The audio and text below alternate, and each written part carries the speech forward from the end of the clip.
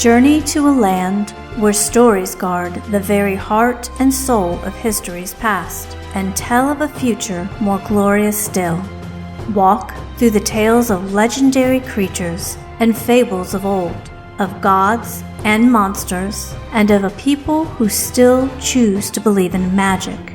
Join DC and C. Michael McGannon in a Monster Guys podcast presentation for the retelling of both classic and original stories from the land of the Fae Folk. From the dark, the mysterious, the menacing, and sometimes downright hilarious. These aren't just any old stories.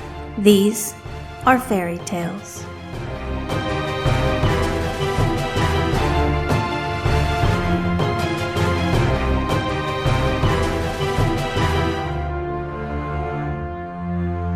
Now join us for a story titled A Murder of Souls, written by C. Michael McGannon, followed by a brief discussion on the topic, narrated by D.C. McGannon, presented by the Monster Guys. It had been a very good year.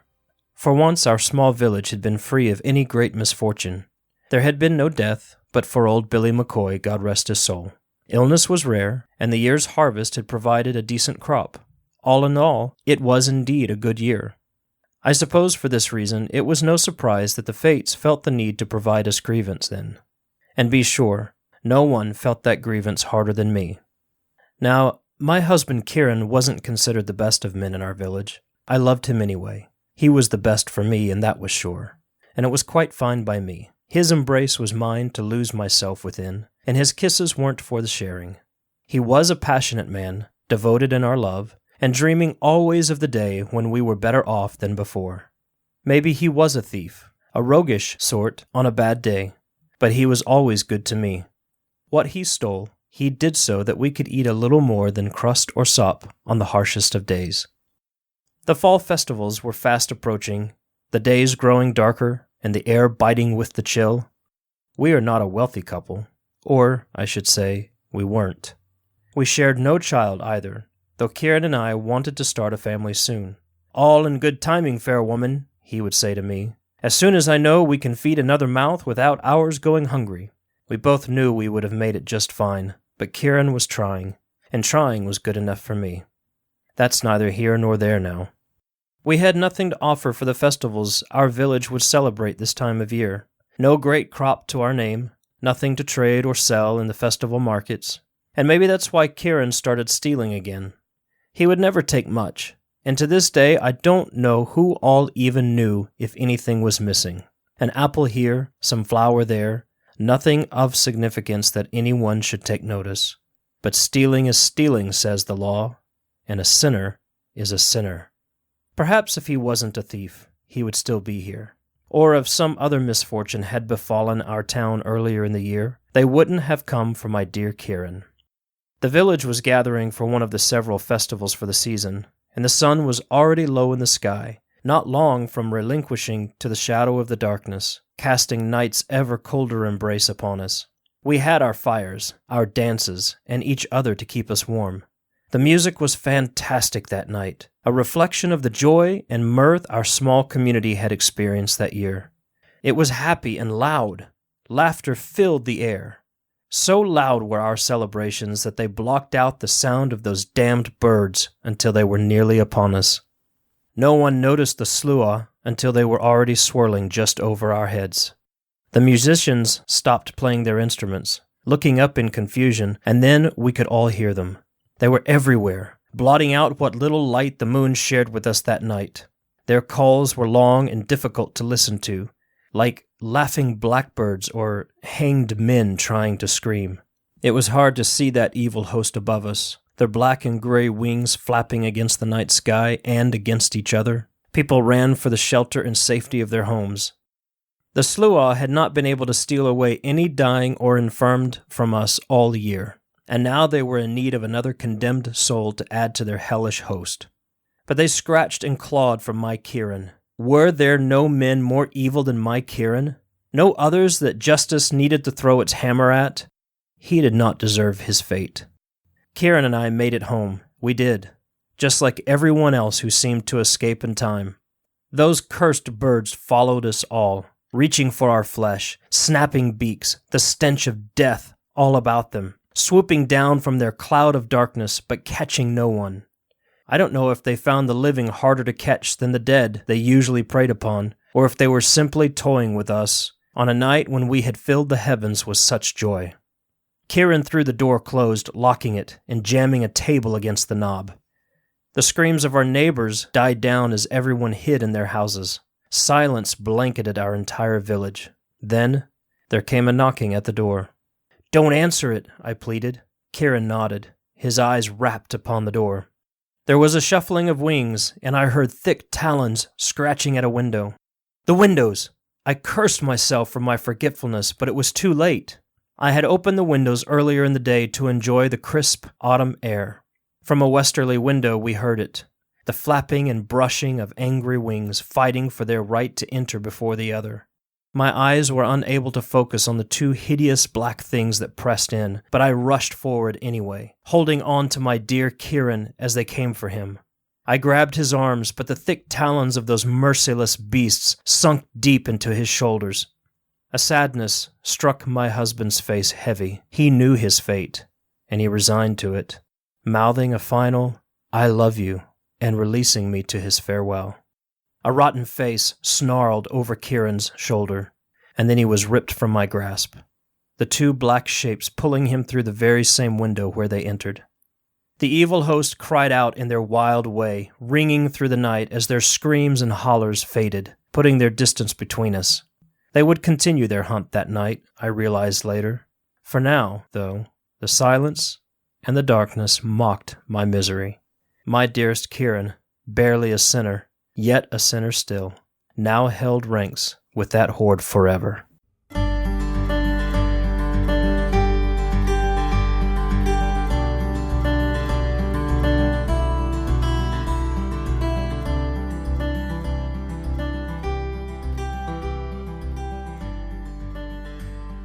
The slua really don't get as much recognition as they should. They are perhaps one of the fiercest type of fairy folk, or the fiercest in the fairy group. They're quite the boogeymen. They are, and at one time their name was actually used as a broad term for all fairy folk. Yeah, slua actually means host. So slua she meant the fairy host. So any dark or solitary or unseelie fairy, if you caught our earlier podcasts, you'll hear about those darker fairies and those more mischievous ones. Slua she could refer to any of those, or all of them as a collective group. But in more common use now, they're described as almost a zombie horde. Yes.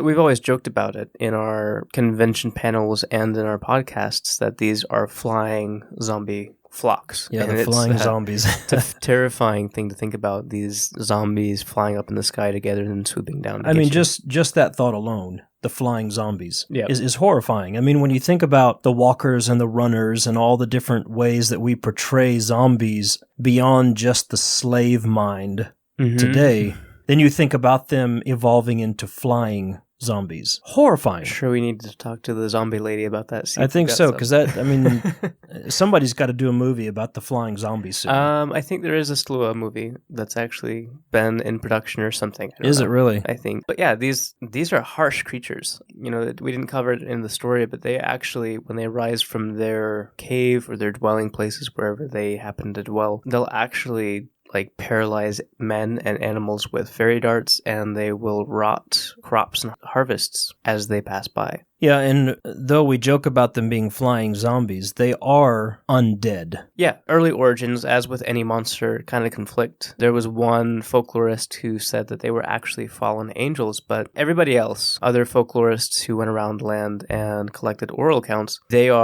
they're sinners. They're the Irish undead sinners who could not enter into heaven, and yet hell did not want them. Yeah, I was going to say, didn't make it into heaven or hell, so right. they're cursed to fly around this earth, tormenting others. And they do so in swarms, and they're actually connected. See, now we just got more terrifying. Not only is there a flying zombie or a flying undead, but it's a swarm of flying undead. They do it in flocks. They travel in flocks. Is pretty unique. I mean, you have your trooping fairies that go together in parades, and you have the wild hunt, but they are a chaotic bunch, and they're actually connected to the wild hunt sometimes. The Kushi, the fairy hound, which we talked about not too long ago, will actually ride out with them on occasion, just causing that havoc, especially during Samhain. Mm-hmm. But they are quite the fascinating thing, and I've always liked how they're described. You hear of them described as different things: the whole rotting appearance, the zombie appearance. Sometimes you'll see the shadow running across your bedroom wall or something, and that was considered a slua. They have a bit of that sleep paralysis feel to them. But then when you have them in groups, you have this imagery of large, misshapen, undead birds with lanky limbs and rotting feathers. It's very grotesque and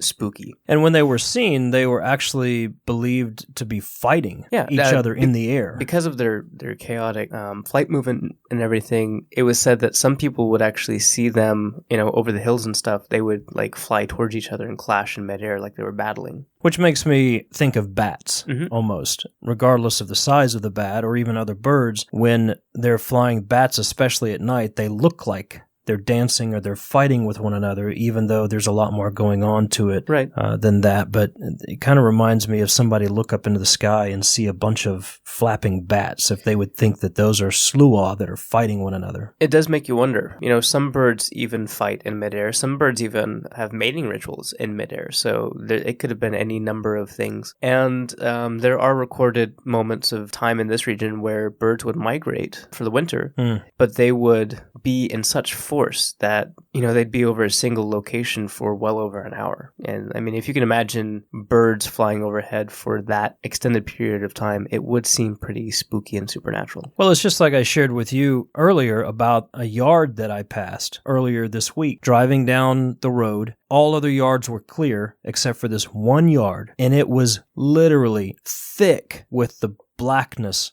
of the birds that covered it. You couldn't see the ground for so many birds that were on this single lawn on the road. And it was really kind of terrifying to think about. The first thing I thought about was the birds, and then, Alfred Hitchcock. Yeah. And then I started thinking about, well, man, you think about how people were so superstitious and so given to story and to lore in certain times throughout history. Imagine somebody walking by or seeing this flock of birds land on a single lawn.